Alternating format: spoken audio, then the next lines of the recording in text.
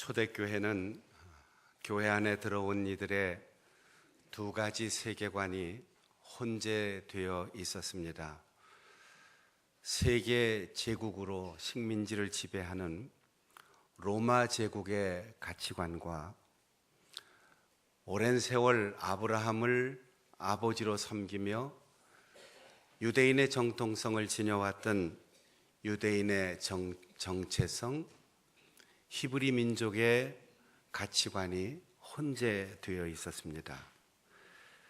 세계를 지배한 로마에 의해서 지중해 연안 각국의 모든 전쟁이 다 그치고 질서가 잡혔던 그 시기를 가리켜 로마의 평화가 이루어진 시대라, 이렇게 역사가들은 평가하고 있는데, 그 로마의 평화는 사실상 식민지의 평화가 아니라 식민제국의 평화였습니다.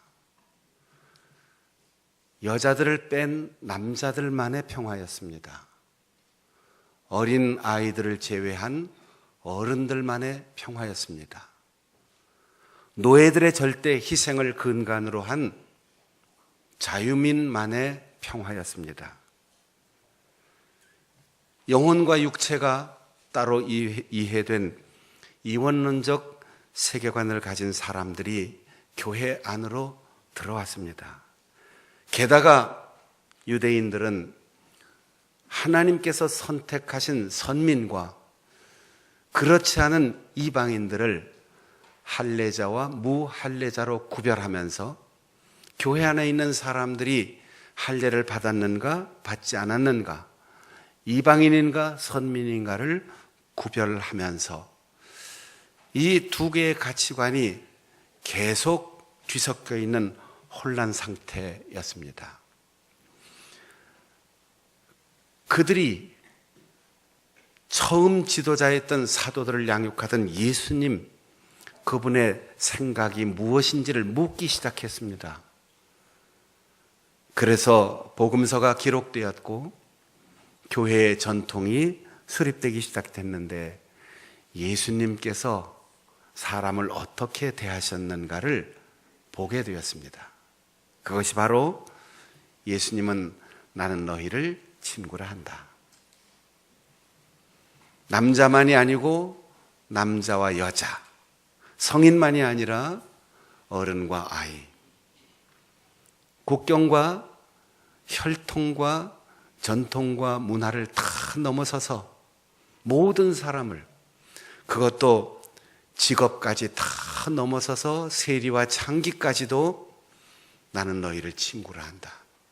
나는 너희들에게 아무것도 숨길 것 없이 다 얘기했다. 우리 사이에는 감추어 놓은 것 없는 투명한 사이, 정말 좋은 친구다. 그렇게 말씀하셨고, 부활하신 후에 아직도 의심하고 아직도 이기적인 베드로에게 나는 너를 사랑했는데 너는 나를 사랑하느냐? 이렇게 질문했어요. 그때 베드로는 나는 주님을 친구로 생각합니다.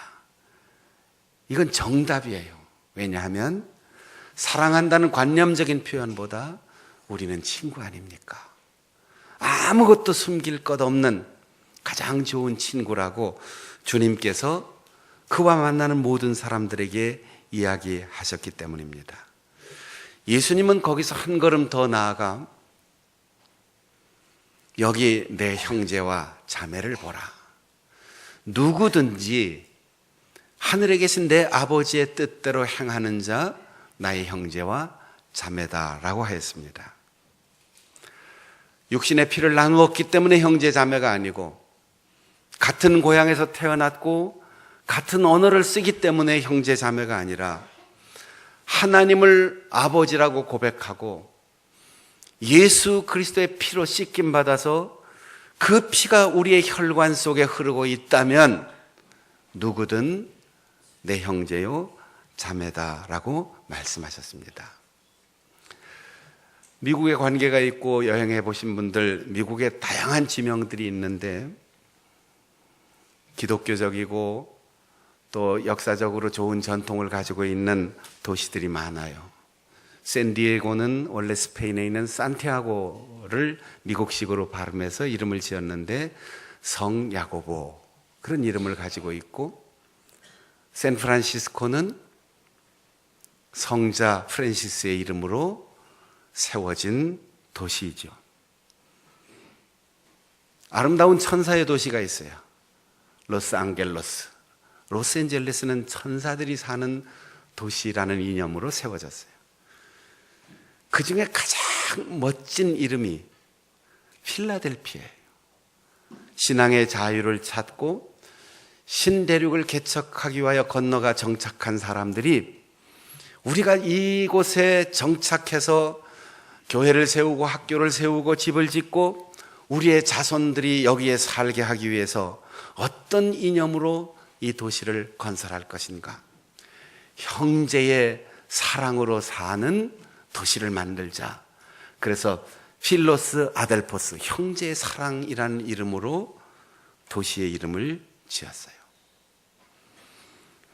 예수님께서는 우리를 형제라고 부르셨어요. 그리고 우리를 친구라고 부르셨습니다. 친구는 좋은 관계의 이름입니다. 형제는 끊을래야 끊을 수 없는 운명을 같이 하는 공동의 삶을 살아가야 하는 존재라는 뜻입니다.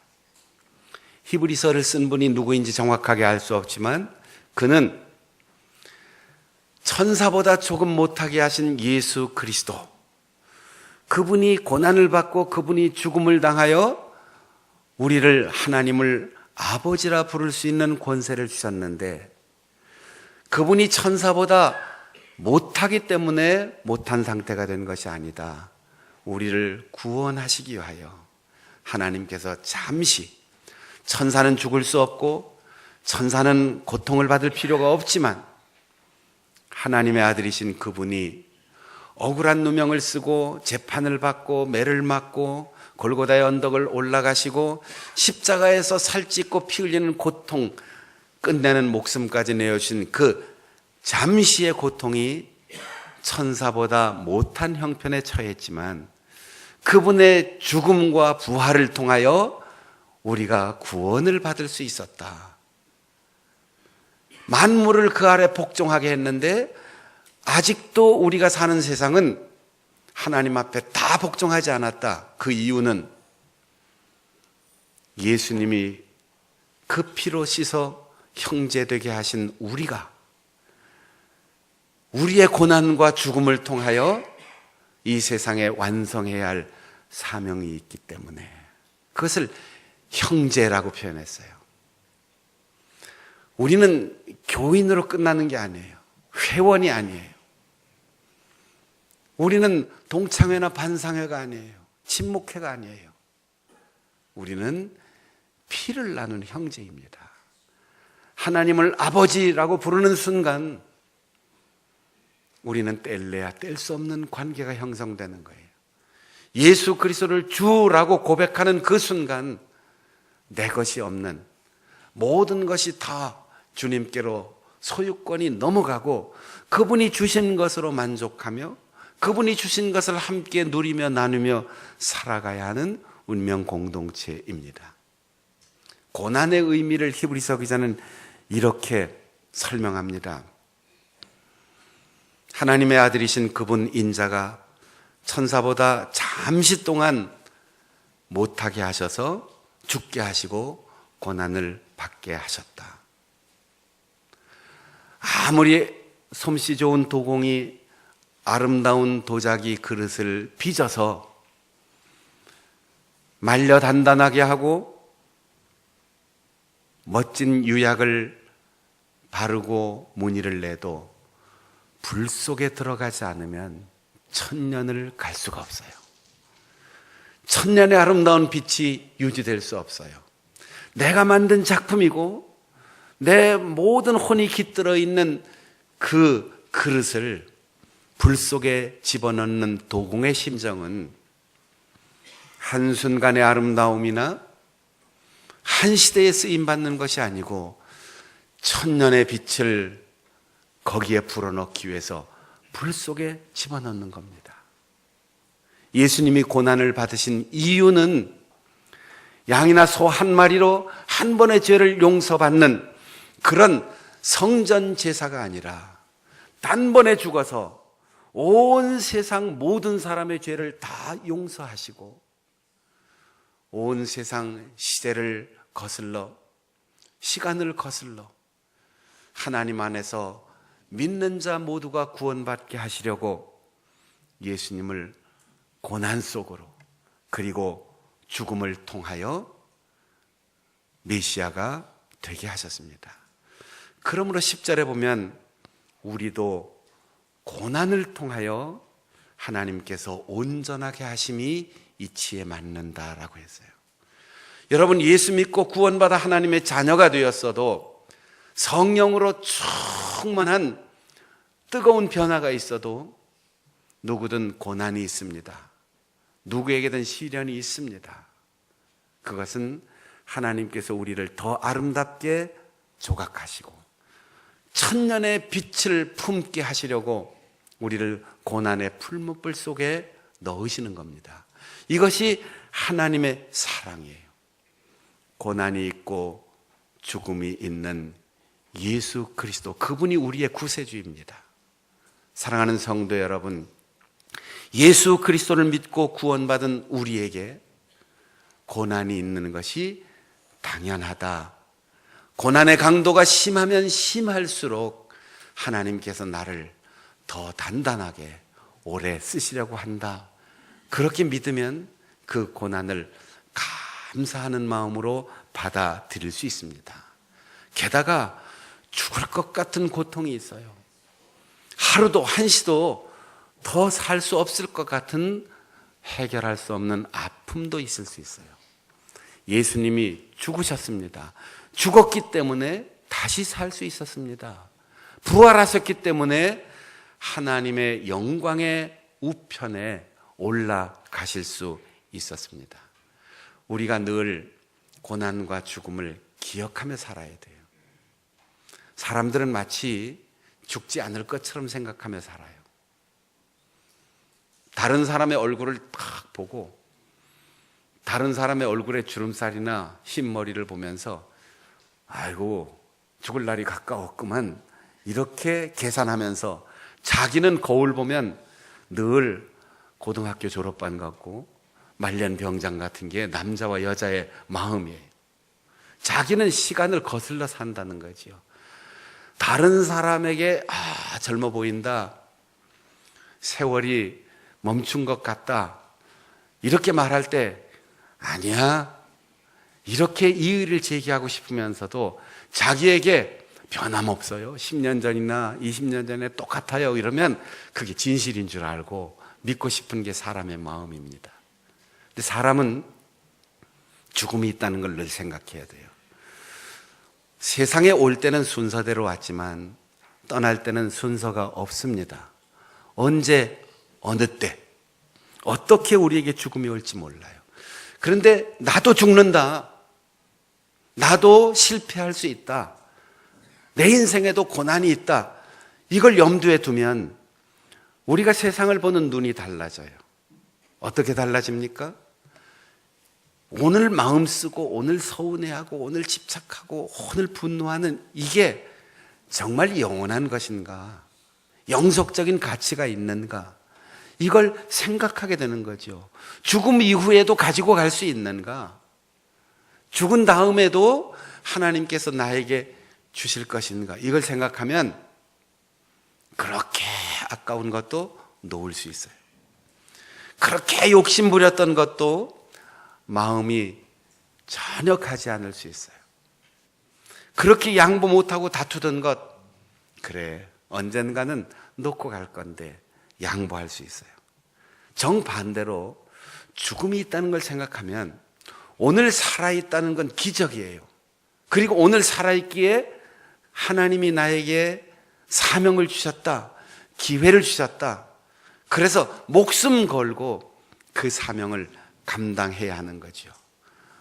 내일로 미루지 않고 과거의 추억 회상하는 데 머무르지 않고 오늘 하나님이 나에게 생명을 주시고 시간을 주시고 기회를 주셨을 때 목숨 다하여 이 일을, 이 사명을 감당해야 한다.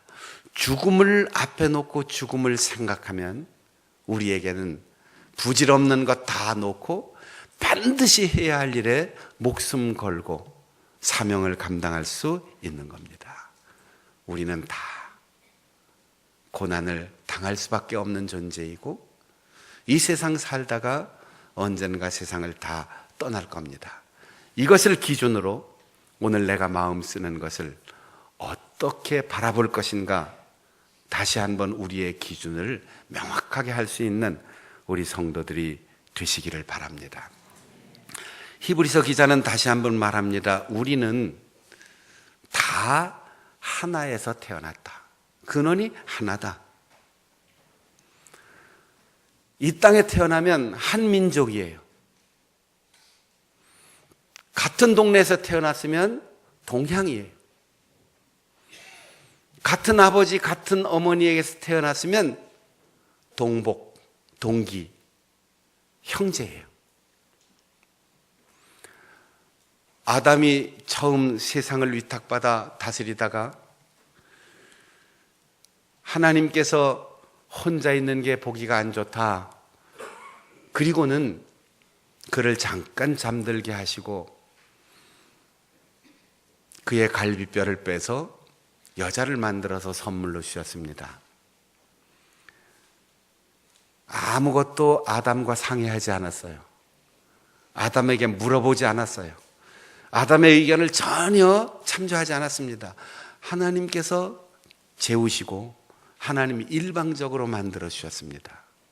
아담에게 물어봤으면 주문사항이 굉장히 많았을 겁니다. 그런데 아담이 눈을 뜨니까 자기의 배우자, 여자가 자기 앞에 있는 거지요. 겪어보지 않았고 찬찬히 뜯어보지 않았고 대화를 나누면서 그 심리 상태를 분석하지 않았습니다. 있는 그대로 하나님이 주셨으니까 내 뼈입니다. 내 살입니다. 저 사람, 저 여자, 그 여자 이렇게 말하지 않았어요. 나, 내 살, 내 뼈. 인류 역사에 이처럼 아름다운 고백과 찬사가 있을 수가 있겠습니까? 그런데 어느 날인가 둘 사이가 약간 벌어졌던 것 같아요. 아담과 하와가 같이 다니지 않고 하와가 혼자 남편에게서 떨어져 있을 때 그 틈에 뱀이 들어왔습니다. 그리고 하와에게 뱀이 묻습니다. 선악과 먹으면 죽는다지?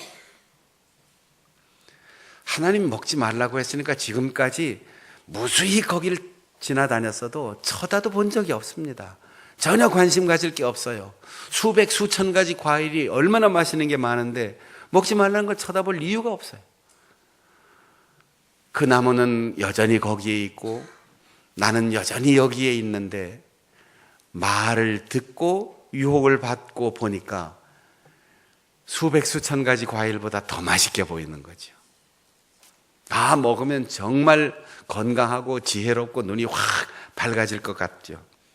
그래서 그 선악과를 따서 먹었습니다. 남편에게도 같이 먹자고 했어요. 먹고 났는데 정말 눈이 밝아졌어요. 여러분, 눈이 밝은 게 좋을까요? 어두운 게 좋을까요? 볼 것만 보고 안 볼 거는 안 보는 게 좋은데 다 보이는 거죠. 그래서 무화과 잎사귀로 몸을 가리고 숲을 속에 숨었습니다. 하나님께서 어디 있느냐 부르시고 그 앞에 물으셨습니다. 왜 하와에게 묻지 않으셨을까요? 하나님께서 누가 먼저 먹었는지 왜 모르실까요? 그런데 아담에게 먼저 물었습니다. 선악과를 왜 따먹었느냐? 남자가 순서상 먼저예요, 항상. 이건 우선권, 우월하다 이게 아니고 책임이에요. 하나님이 먼저 만들어 놓으시고 먼저 세상을 다스릴 책임을 주셨고 자기의 다음으로 탄생한 아내를 보호해야 할 책임이 있는데 그 책임을 감당하지 못했으니 나중에 먹었어도 대표자인 책임자인 아담에게 묻습니다. 그런데 아내를 처음 만났을 때 내 뼈 중에 뼈, 내 살 중에 살 이렇게 말하던 아담이 갑자기 하나님이 만들어 주셔서 어디선가부터 나에게로 보내셔서 나와 함께 살게 해준 여자, 저 여자, 그 여자 이렇게 거리감 있는 말로 표현을 하였습니다. 여러분, 우리가 하나님을 아버지, 우리의 부모님을 아버지, 어머니 이렇게 부를 때 여기에 너와 내가 없는 거죠. 우리의 자녀들이 서로 의견이 달라서 다툴 때 너는 박씨냐 너는 주씨냐 뭐 이렇게 다투면 얼마나 아버지 엄마가 섭섭하겠어요. 아담에게 물을 때 아담이 역사의 가정이라는 있을 수 없고 이미 지나간 일이지만 가끔 이런 생각을 해요. 그때 아담이 하나님, 내 뼈 중에 뼈, 내 살 중에 살, 그녀가 선악과를 따먹었으니 이건 내 책임입니다. 내가 먼저 죽겠습니다. 종아리를 내놨으면 하나님께서 그 회개하는 마음을 받으시고 용서하시고 다시 한번 기회를 주시지 않았을까, 이런 부질없는 생각도 가끔 해요. 아담은 전혀 뼈 중에 뼈, 살 중에 살이라고 고백했던 그 감격을 잊어버린 것 같아요. 그리고는 자기의 아내를 향하여 저 여자, 그 여자 이렇게 표현합니다. 하나님께서 짝지어 주신 것을 사람이 나누지 못할지니라 라고 했는데 누가 나눴어요? 아담이 먼저 나눴습니다. 저 여자라고 하는 순간 하나님이 만들어주신 짝에 그 사이에 경계선을 긋기 시작한 것이죠. 아담이 감히 하나님이 짝지어 주신 배우자를 나눈 것, 여기에서 인류의 불행은 시작되었습니다. 그런데 사도들이 이렇게 고백합니다. 바울 사도가 고린도 서신에 고백하기를, 베드로가 사역하면서 그의 아내를 자매로 데리고 다니면서 함께 사역하지 않았느냐, 나도 자매된 내 아내를 데리고 다닐 권한이 없겠느냐. 아내이기 이전에 한 형제요 자매라는 사실을 먼저 강조하고 있어요. 우리가 자꾸만 교회에서도 목사님, 장로님, 권사님, 집사님 이렇게 부르다 보면 무슨 조직의 직책 같아요. 우리가 서로 그런 다른 직분과 사명을 부르지만 기본적인 마음은 아내를 바라볼 때 내 사랑스러운 누이, 남편을 바라볼 때 믿음직한 내 오라버니, 형제 자매의 관계로 봐야 되는 거죠. 교회에서도 마찬가지입니다. 목사님, 장로님, 권사님, 집사님 그렇게 부르기 전에 먼저 우리는 형제 자매입니다. 그래서 언니, 아우야, 형님, 아우야, 이런 마음으로 서로를 포용해야 돼요. 형이 실수했다고 동생이 막 떠벌리고 다니면 그 집은 무너지는 거예요. 동생이 실수했다고 나는 그런 실수 안 했는데, 그리고 형이 막 떠벌리고 다니면 그 집안은 무너지는 거예요. 아무리 실수가 있고 잘못했어도 먼저 묻어주고 감싸주고 내가 그 역할을 감당해내는 게 형제와 자매입니다. 그래야 집안이 사는 거죠. 여러분, 우리 이렇게 한번 고백해 봅시다. 우리는 형제입니다. 우리는 자매입니다.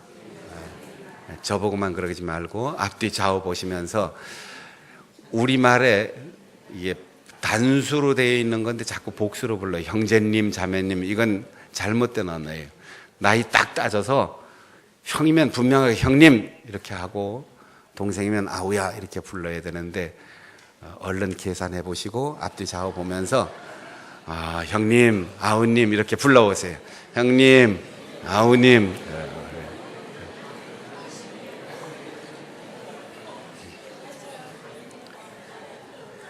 이 형제의 우위를 잊어버리고 아버지인 하나님이 보고 계시다는 사실을 잊어버리고 예수 그리스도께서 맏형님 되셔서 의롭게 사셨지만 죄인인 우리를 위하여 피 흘리시고 목숨을 내어주셨다는 사실을 기억하면 우리의 입에서 아이고 쟤는 뭔 일을 저렇게 해, 이런 소리가 나올 수가 없어요.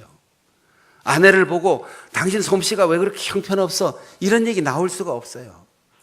아이고 내가 미스터 김하고 결혼했어야 되는데 왜 당신 같은 남자하고 결혼해서 이 고생이야, 이런 얘기 할 수가 없어요. 여러분 선택해서 형님 낳았어요? 여러분 선택해서 동생 낳았습니까? 선택의 여지 없이 싫으나 좋으나 하나님이 우리에게 보내주시는 거예요. 제가 2번째 손자 봤다고 광고 드렸죠? 2주 됐는데 2번째 손자. 며칠 전에 동영상으로 제 아내가 이렇게 찍어서 보냈어요. 큰 손자가 아직 3살이 안 됐잖아요. 보니까 동생 앞에 무릎을 꿇고 뭔 얘기를 하는데 뭐라고 있나 보니까 우주복 같은 걸 입고 이렇게 누워있는 동생 앞에서 책을 들고 3살도 안 된 아이가 뭘 어쩌고 하더니 제가 몇 번 다시 틀고 또 다시 틀어도 뭔 소리인지 모르겠어요. 발음도 분명하지 않고 얘기도 뭐 앞뒤도 안 맞고, 근데 동화책을 읽어주는 거죠. 호랑이가 뭐 어떻게 했습니다. 그러더니 끝. 재미있지? 뭐가 재미있어요?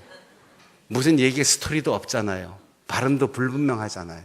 그런데 형은 동생을 그렇게 대하는 거죠. 동생이 뭔지 모르지만 그냥 좋은 거죠.